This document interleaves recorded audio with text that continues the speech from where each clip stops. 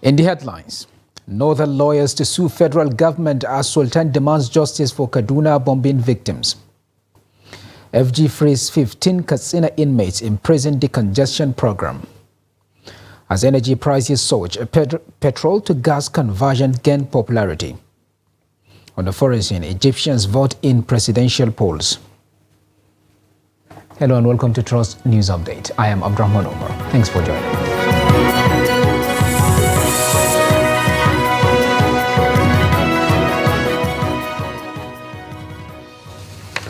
And now the news in full.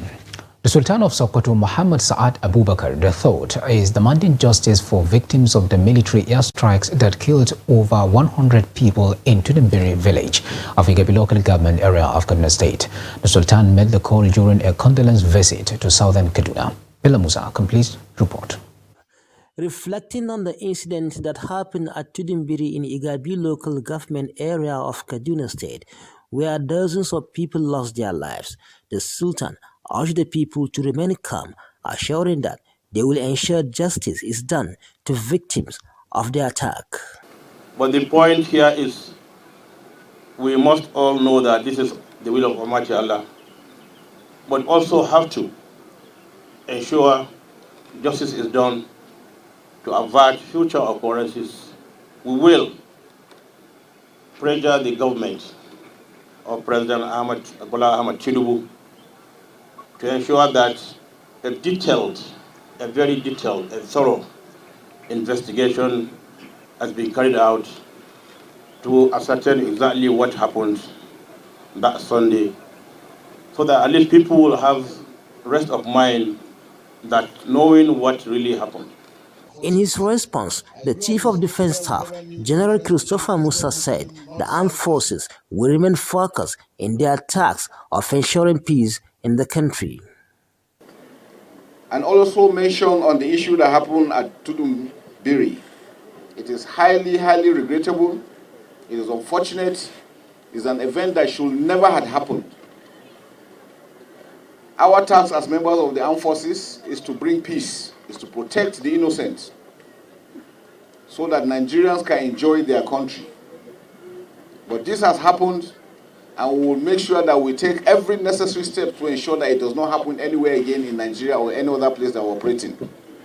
Every other person has continued to pray. Please let us not relent. We will have challenges, but we are one country, we are one people. We should never allow anybody or anything to divide us. Division is not what we stand for. We stand for unity, faith, and justice. Sultan also pledges to support the Chief of Defense Staff to ensure peace in the country. And I believe we have been working closely, and I want to assure you we will work much closer with him as Chief of Defense Staff to bring solutions to the numerous problems facing this country. I mean, security solutions. And like the MC said, that we will use him to bring peace to Kaduna. Peace has run away from Kaduna, southern Kaduna, for so many years. I don't know why. Let's sit together, let's find out the problems, let's all be honest with one another, face the problems squarely as one big family. Abubakar also admonished the entire Muslim Ummah to refrain from insinuations on the Tudimbiri incident, assuring that they will follow up the matter to logical conclusion. Emir of Zazzau Ahmed Nuba Mali and that of Jama'ah Muhammadi Isa Muhammadu appealed to the people to continue to live with one another in peace and harmony. Special prayers were also offered at the Jama'ah Jumma'at Mosque for the repose of the souls of the victims of Kurmimbiri incidents. From Jama'ah, Nikafancha local government area of Kaduna State, Bella Musa reporting for Trust TV News. The National Security Advisor has visited Tudimbiri in Kaduna days after the tragic bombing of residents by the Nigerian army. The visit of the National Security Advisor was to ascertain the facts of the incident as investigations commenced to unravel what went wrong. Report. Accompanied by the state governor Obasani, senior security officials and religious leaders, the NSA reassured the people of government's commitment to rebuilding the affected community. We all feel this. We are all in sorrow We are all hurt. But we have to understand, this is our own country. This is something that we have to come together and work, addressing the problem. He made it already very clear that this is one that we have to learn lessons. This is one that will change the direction and the way we do our work. Wait and see. NSC said it all. He emphasized on how concerned Mr. President is about this unfortunate incident. And the NSF also assured all of us here that the President is also very serious about this investigation he has called for. And of course, the NSA also made it clear to all of us that this thing will be done within a time frame. A delegation of the Nigerian Senate was also in Kaduna on a condolence visit to affected families and people of the state as a whole. In events like this, we must drop all our sentiments, all our emotions, and try to investigate the core reasons as to why what happened. Not with a view to function, but with a view in making sure that this thing just doesn't happen. And those who are bound can actually sanction. So that at the end of the day, it will be a pointer to those who are selling with protection of lives and property to be very, very steadfast and very cautious. According to the Northern Solidarity and Peace Initiative Forum, the incident was a disheartening moment in the North, which requires prompt solution. The rate in which this happened is becoming too alarming and disturbing. Our lives is no longer safe in the hand of those who are expected to protect us. For how long will this ugly incident continue? This remains a question begin for answer. Our demands as a group and concerned citizens are as follows. 1. The federal government, Kaduna State government, and all concerned authorities approach this with topmost sincerity in ensuring the justice is done accordance to the law of the nation. Lastly, the government should ensure in preventing such repeat of this ugly tragedy, as this is becoming a norm in this part of the country. Days after the incident at Tudumbiri, many victims are still receiving treatment in the hospital. Bella Musa, Trust TV News, Kaduna. After an imprisonment of about 2 years for alleged blasphemy in Bauchi State, Rhoda Jato, a Bauchi woman who condemned the alleged killing of Samuel Deborah in Sokoto State, has finally regained her freedom. She was released on bail on Friday and has reunited with her family following an intervention from civil society organizations, family members and religious bodies. Her bail has been confirmed by her husband, who has refused to speak on the issue and has denied access to her by journalists for now. It was guided that her bail application brought by her lawyer Joseph Denbui was heard and granted by Justice Fatima Jibrin of a high court in Bauchi. According to sources, as soon as she was released, Rhoda left Bauchi for Gombe State. Just before her release, the executive director of the Center for Information Technology and Development, Bauchi State, in a statement stated that Jato was picked up on 20th of May 2022 at her residence by the Nigerian police force on the allegations of alleged incitement and inciting public disturbance. According to CIDAD, she was denied bail on several occasions.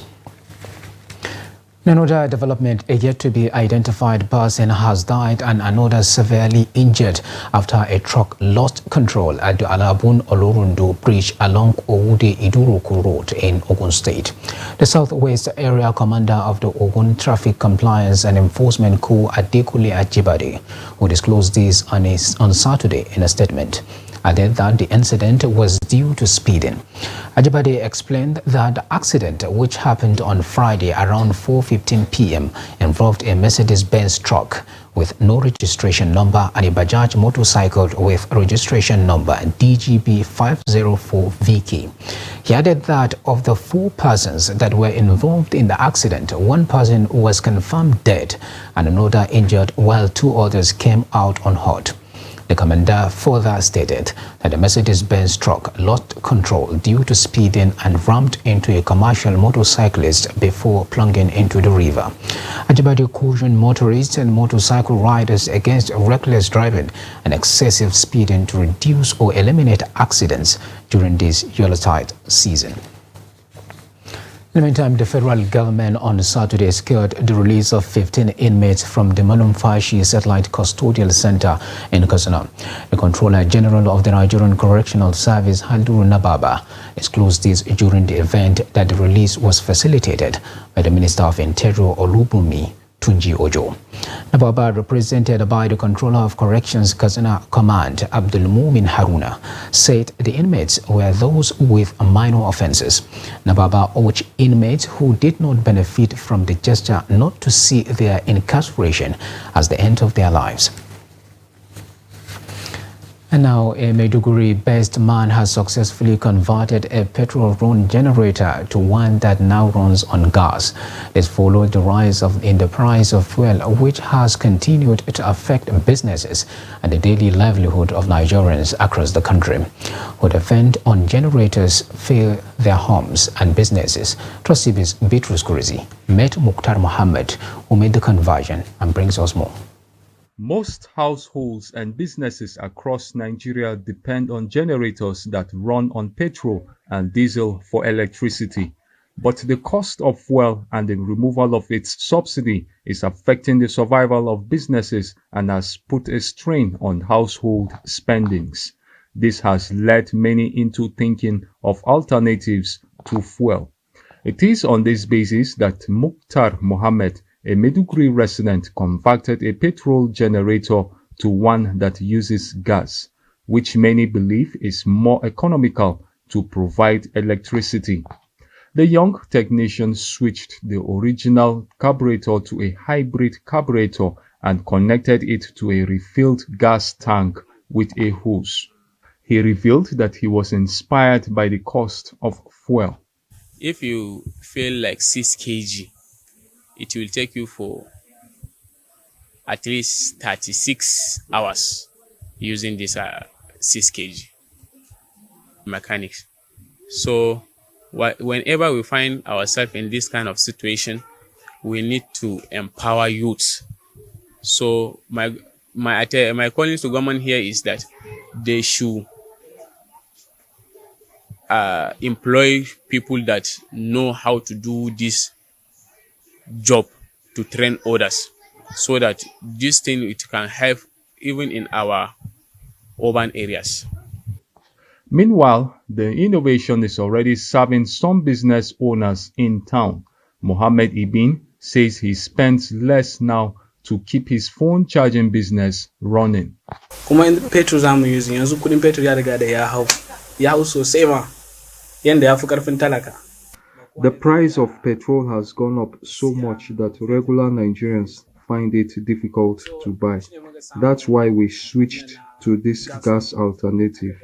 We just wanted to try it, but we observed that there's much difference because we spent 12,400 naira on fuel, but with gas we need only 5,000 naira. Petrol ya yi tsada sosai, to yanzu da muka samu muka hada wannan abin ya zo ya kawo mana sauki sosai. In petrol ne bare mana petrol da zai mana kwana biyu zai kosin kusan 13,000. When we connected this to our shop, it made things much easier for us because 13,000 naira worth of fuel will only last 2 days, but a 3 kg gas cylinder will last 3 days. Maybe even if the price of gas is low, maybe it's because not many people are using it as it is now. But if many people start shifting to the gas, and if the quantity also supplied is not much or something of that sort, it will also skyrocket, and then bureaucracies will enter, and then you will have similar thing which is happening in, because you see, any resource which is a substitute of another resource, whatever has happened with one resource must also happen, or the pricing has to be modified. The innovation could be a lifesaver for business people and could also boost Nigeria's economy. Bitrus Kuruti, Trust TV News, Maiduguri. And now, in a pleasing development, Group Head of Investigation Media Trust Limited, Lami Sadiq, has emerged the winner of print category at the 18th Wole Soyinka Award for Investigative Reporting. Lami, whose story beamed a searchlight on organ harvesting in the country's capital, Abuja, was the only winner of the category. But Olumobake Pashobun, this day newspaper, was commended for her work that spotlighted regulatory deficit in the housing industry in the country. There was no overall winner for this year, as the organizers of the award said the winners did not meet up the criteria set for the category. Lami was gifted the sum of 300,000 naira, a plaque, certificate, laptop, and an international trip. Meanwhile, Sharon Edgerson of the TVC News won the award for the television category on her story on human trafficking, while Folashade Ogunride of TV 360 Nigeria was the runner-up.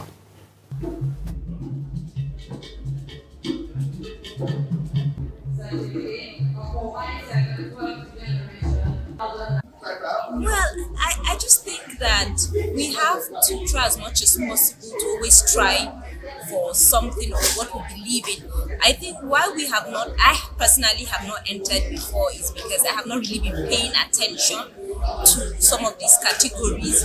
But this tells you that even if you feel your work is not as you want it to be, it's better to try. So I want to encourage everyone who has done an investigation. You may think it's not all that, but it's good to try because and you may think that the impact is not so much, but other people may look at it and feel, oh, this is a great book, and the impact may be felt far away from where you expect that it will be felt. So it's good that we always keep trying. This is the first time I'm entering for this category, but it just tells you that we need to keep entering, we need to keep trying, and our work will be appreciated. This is News Update on Trust TV. Coming up after the break. Local manufacturers forced to shut down operations due to incursion of foreign goods. Details of that and more after the break. Do stay with us. It's time to jackpot for more fun. This season, there are loads of exciting content. Enjoy all the drama, intrigue, suspense, and romance in a wide range of telenovela series, Nollywood movies, Bollywood, kiddies program, and introducing our new kiddies channel, Wooing. After 5 years of waiting, the Nigeria Premier Football League is finally back, live and exclusively on Star Times. Enjoy more this season with our jackpot promo. Recharge 2 months on Classic or Super Bouquet and get 14 days free, or recharge 2 months and get upgraded to a higher bouquet. Wow! Recharge now and jackpot for more fun and stand a chance to win Sundial TV and other fantastic gifts. Offer runs till January 20, 2024. Terms and conditions apply. Star Times. Entertain your family. This is Trust TV, documenting the Nigerian story.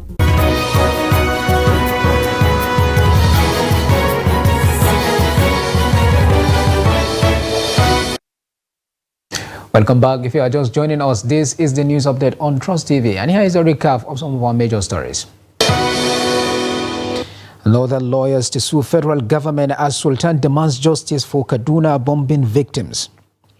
And FG frees 15 Katsina inmates in prison decongestion program. And now to other stories.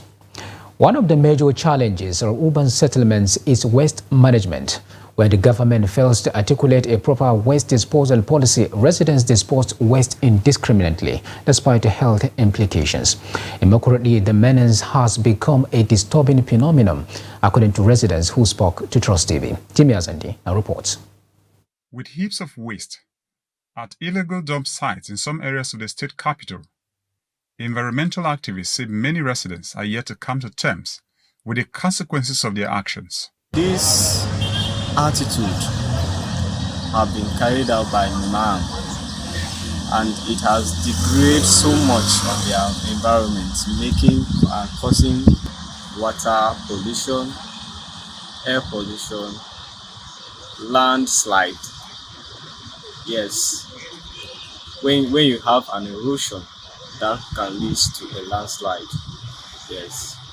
And there are a lot of infections that comes with waste products when they are illegally disposed. Residents of the state should have waste bins so that waste will be gathered, and government should put in place strategies and places where this waste can be put to, so that they will come and then pack them to where they're supposed to. Because not like plastics, they cannot be dissolved, they cannot easily decay, and so they are very harmful. Therefore, they should be recycled. Some residents say since the beginning of the present administration, the policy has been directed towards environmental sanitation, but there's still more to be done. I think it is fair enough to first of all appreciate the current administration for the effort it has put together to make sure that our environment is sanitized. Before now, if you go to places like Wurukum, places like Gadovira and other major areas in Makot, but with the current administration, we understand that from intervals, machines are sent to assist in the packing out of these refugees to dump them in safe places. I would like to call on the government to turn their attention to household areas where people are settled with their families. Observers say town planners must take note of the health hazards of refuse dumps, even as residents believe the government has a lot to do to keep Makurdi clean. Jimmy Azande, Trust TV News, Makurdi. Mortar and pestle are a set of two simple tools used for crushing, pounding and grinding ingredients into paste or powder, largely used for cooking purposes. Made from hardwood and used mostly in northern Nigeria, this traditional tool is now facing extinction with the advent of modern ones like blenders in Zaria. In Zaria, the artisans producing this traditional kitchen utensil are gradually phasing out as they are now very hard to find. Abubakar Sadiq completes the report. An 87-year molder of mortar and pestle in Zaria, Alhaji Muhammadu Meturmi said he has been in the trade for over 50 years and is still producing the item despite old age, which takes him only a day to produce a big-size mortar. This is almost the 15th year I am into this. According to him, there are few of them that remain in the production of the traditional mortar, not only in Zaria, but across the northern part of the country as a whole. This, according to him, is a hard-to-endure venture, and the difficulty of the trade has made it unattractive, especially to the youth. Meturmi said in the course of marketing the trade, the business has taken him up to Saudi Arabia. I also did this business in Hashim Bukar area where I lived in Mecca, Saudi Arabia. I went on Hajj, but instead of going empty-handed, I took 40 motors, checked them in at Kano Airport and exported them. I marketed and sold all over there. Meturmi, whose production base is located by the fence of Queen FM radio in Tudunwada, Zaria, noted that younger generation no longer takes interest in the trade due to its tedious nature of production. He boasted that the production of mortar and pestle was the only longest existing trade that was purely a male business, stressing that no female has ever engaged in the business for time immemorial. Holding on to a trade is important, but young people now avoid difficult jobs and prefer stealing chickens in the neighborhood. Meturmi added that it is not only rare, but completely impossible to see women engage in the making of mortar and pestle anywhere in the country. He said mortar is made out of different growing trees. Na uku kawo, na hudu abinda ya kama doka, abinda ya kama kai har zuwa tsorawa, zuwa danya, zuwa faru. Kai kuka ne kawai ba za a yi turmi da ita ba saboda yasga gare ta. Alhaji Muhammad Sani Mai Turmi also listed some of the tools used for the production of making the motor. Da farko dai lambuwan gatari. They can be made from virtually any tree, except baobab, due to its nature. The major tool is axe, as you can see. Then these other ones. From Zaria, I am Abubakar Sadiq Muhammad, Trust TV News. Now on the international scene, West Africa leaders meet off on Sunday for talks with the region in deepening crisis after 4 countries fell under military rule and with risks growing from Sahel jihadist conflicts after coups in Mali, Burkina Faso, Guinea and Niger since 2020. The Economic Community of West African States, ECOWAS bloc, also saw member states Sierra Leone and Guinea-Bissau claim attempted coups in recent weeks. A French military withdrawal from the Sahel, the region along the Sahara Desert across Africa, is increasing concerns over conflicts separating South to Gulf of Guinea states, Ghana, Togo, Benin and Ivory Coast. ECOWAS leaders will meet in Nigeria's capital Abuja for an ordinary summit where they will discuss delayed transitions back to civilian rule for Mali, Burkina Faso, Guinea and Niger. Nigeria's President Bola Ahmed Tinubu is current chair of ECOWAS, and U.S. Assistant Secretary of State for African Affairs Molly P. will also be at the meeting to discuss how to support Nigeria's return to democratic rule and Sahel security. Still on the international news, Egyptians are voting in a presidential election overshadowed by war in neighboring Gaza and economic woes, with the incumbent Abdel Fattah el-Sisi likely to secure a 3rd term. Polls opened at 9 a.m. on Sunday with dozens of voters queuing in front of polling stations in central Cairo amid heavy security. Voting will take place until Tuesday between 9 a.m. and 9 p.m. each day, and official results are to be announced on December 18th. 67 million people are eligible to vote, and all eyes will be on turnout after successive previous elections mustered low participation figures.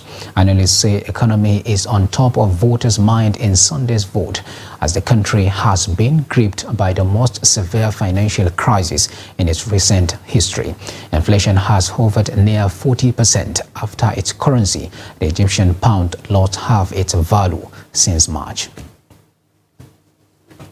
And with that, we have come to the end of the Trust TV News Update. Do not forget to follow us across all our media platforms and our YouTube live stream for more news programs and documentary. I am Abdurrahman Umar. Thanks for watching. Bye for now.